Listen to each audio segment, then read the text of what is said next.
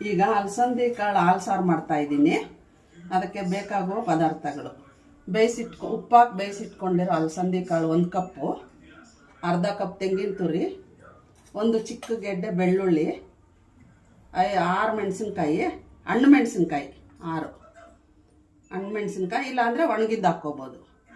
1 spoon ಮೆಣಸು, ಅರ್ಧ spoon ಅರಿಶಿನ, 1-2 ಟೀ ಸ್ಪೂನ್ ಎಣ್ಣೆ ಒಗ್ಗರಣೆಗೆ, ರುಚಿಗೆ ತಕ್ಕಷ್ಟು ಉಪ್ಪು.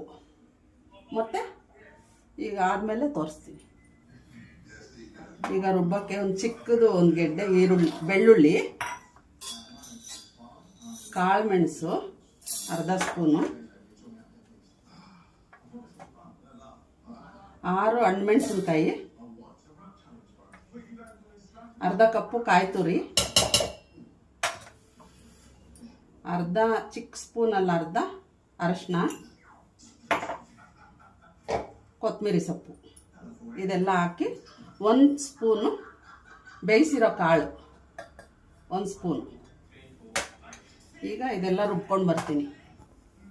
ಈಗ ಇದಕ್ಕೆ ಸ್ವಲ್ಪ ನೀರು ಹಾಕ್ಕೊಂಡು ಎಲ್ಲ ರುಬ್ಕೊಂಡು ಬಂದಿದ್ದೀನಿ ಮಸಾಲೆ. ಈಗ ಒಗ್ಗರಣೆಗೆ 2 ಸ್ಪೂನ್ ಎಣ್ಣೆ ಹಾಕಿದ್ದೀನಿ.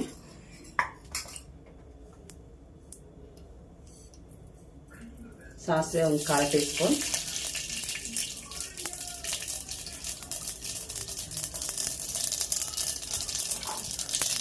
ಸ್ವಲ್ಪ ಕರಿಬೇವು,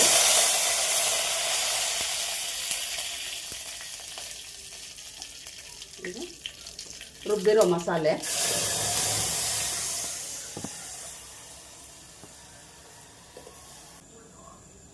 ಕಾಳು ಬೇಯಿಸಿರೋದು ನೀರಿರುತ್ತಲ್ಲ ಆ ನೀರನ್ನ ಮಿಕ್ಸ್ ಮಾಡಿಕೊಂಡು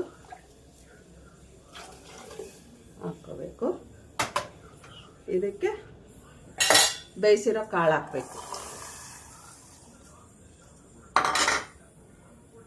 ಸ್ವಲ್ಪ ಗಟ್ಟಿಯಾಗಿರಬೇಕು. ಗಟ್ಟಿ ಆದಮೇಲೆ ಹಾಲು ಹಾಕ್ತೀವಲ್ಲ ಆವಾಗ ಸರಿ ಹೋಗುತ್ತೆ. ಸ್ವಲ್ಪ ಗಟ್ಟಿ ಆಗೋವರೆಗೂ ಉಪ್ಪು ಖಾರ ಎಲ್ಲ ನೋಡಿಕೊಂಡು ಬೇಯಿಸ್ಕೊಳ್ಳಿ. ಸಾರು ಗಟ್ಟಿ ಆಗಬೇಕು ಒಂಚೂರು. ಈಗ ಹಾಲು ಸಾರು ಮಾಡೋಕ್ಕೆ ಇಟ್ಟಿದ್ನಲ್ಲ, ಕುದ್ದೈತೆ, ಚೆನ್ನಾಗಿ ಆಗೈತೆ, ಗಟ್ಟಿ ಆಗೈತೆ. ಈಗ ತೆಗೆದು ಸೈಡಲ್ಲಿ ಇಡೋಣ. ಆಮೇಲೆ ಹಾಲು ಹಾಕ್ಕೋಬೇಕು. ತಣ್ಣಗಾದ್ಮೇಲೆ ನಿಮ್ಗೆ ಎಷ್ಟು ಬೇಕೋ ಅಷ್ಟು ಹಾಲು ಹಾಕ್ಕೋಬೇಕು.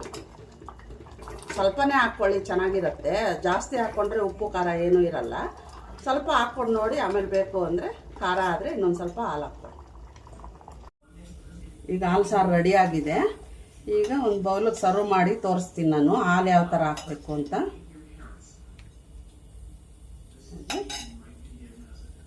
ಎಷ್ಟು ಬೇಕೋ ಅಷ್ಟು ಹಾಲು ಹಾಕ್ಕೋಬೇಕು. ಸ್ವಲ್ಪನೇ ಹಾಕ್ಕೊಳ್ಳಿ. ಖಾರ ಎಲ್ಲ ನೋಡ್ಕೊಂಡು ನಿಮ್ಗೆ ಖಾರ ಜಾಸ್ತಿ ಆದರೆ ಇನ್ನು ಸ್ವಲ್ಪ ಹಾಲು ಹಾಕ್ಕೊಳ್ಳಿ.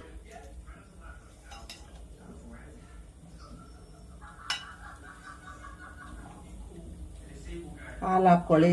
ಸ್ವಲ್ಪ ಉಪ್ಪೇನಾದರೂ ಕಮ್ಮಿ ಇದ್ದರೆ ಉಪ್ಪು ಹಾಕ್ಕೊಳ್ಳಿ. ಈಗ ಸರ್ವ್ ಮಾಡೋಣ. ಈಗ ಹಾಲು ಸಾರು ರೆಡಿ ಆಗಿದೆ. ಇದು ಮುದ್ದೆಗೆ ತುಂಬ ಚೆನ್ನಾಗಿರುತ್ತೆ. ಮುದ್ದೆ ತಿಂದೇ ಇರೋರು ಅನ್ನಕ್ಕೆ ಹಾಕ್ಕೊಂಡು ತಿನ್ಬೋದು. ಅನ್ನ ಮುದ್ದೆ ಎರಡಕ್ಕೆ ಯೂಸ್ ಆಗೋದು ಇದು.